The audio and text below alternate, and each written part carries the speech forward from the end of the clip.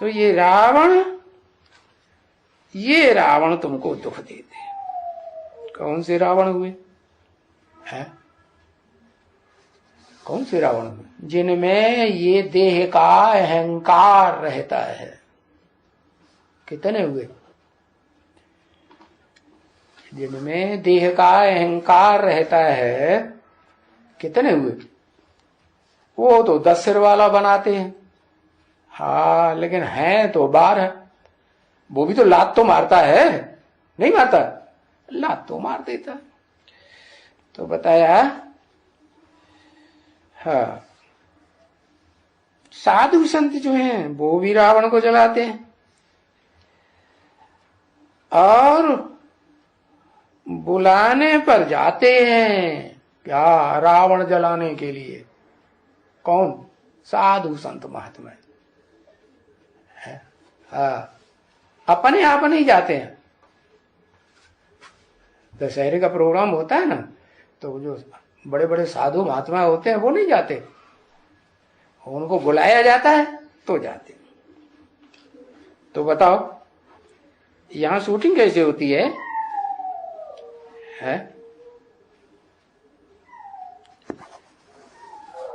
यहां शूटिंग कैसे होती है? कि वो साधु संत महात्माएं बुलाने पर जाते हैं कि भाई आओ जलाओ।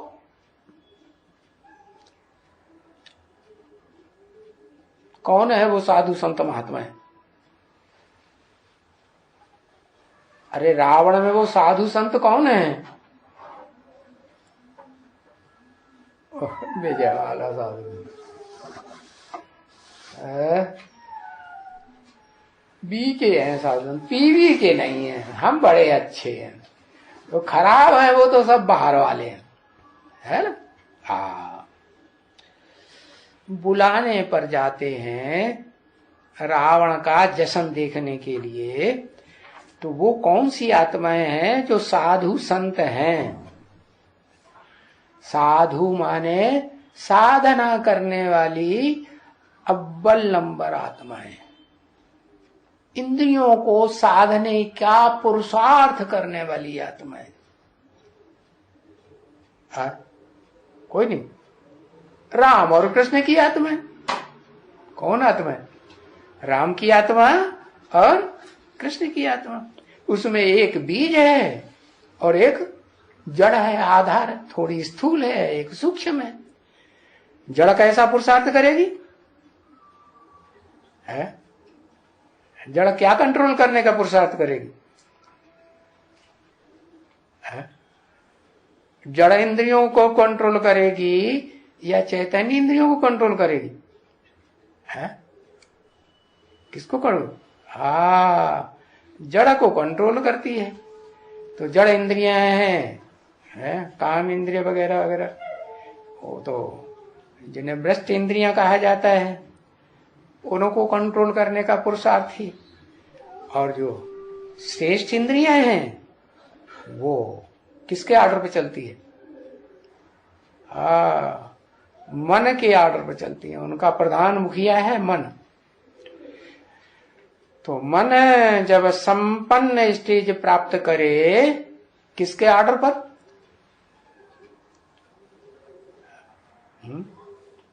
कहते हैं इंद्रियाण परान्याओ, इंद्रियां बड़ी प्रबल हैं, इंद्रियों से प्रबल मन है और मन से प्रबल बुद्धि, तीसरा नेत्र। इसको शंकर कहते हैं, त्रिनेत्री। तो वो त्रिनेत्री अकेला सौरा काम पुरुषार्थ का संपन्न करता है या उसे कोई चाहिए साथी? अकेला जना तो भाड़ नहीं फोड़ सकता। शिव सुप्रीम सोल भी अकेला कुछ आत्मा कर पाता है? नहीं, उसे भी साथी चाहिए। तो ये जो भोगी आत्माओं के बीच में, एक तो वो भोगी आत्मा जो मन को कंट्रोल करती है, बुद्धि रूपा, और दूसरी कौन सी आत्मा है?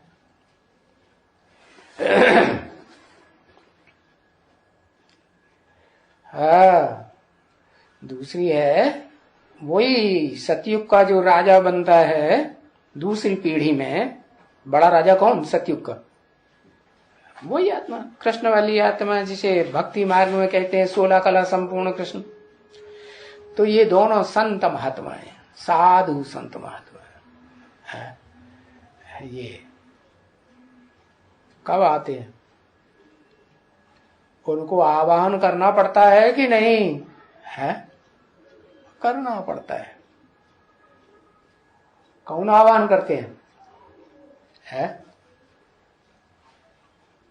बताओ, गधी को कौन आह्वान करता है और गधे को कौन आह्वान करता है?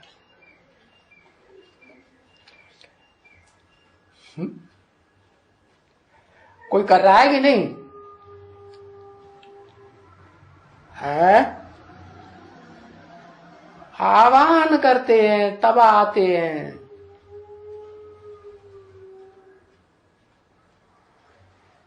अरे दीदी दादी आह्वान करती है वो तो ठीक है। दीदी दादी एडवांस में नहीं है, पीवीके में वहां भी दीदी दादी है। तो कौन सी दीदी दादी की बात कर रहे? हाँ, तो गीत भी बनाई दी है, आ जाओ ब्रह्मा बाबा हम बच्चों के आगे। बुलाते हैं कि नहीं? बुलाते हैं।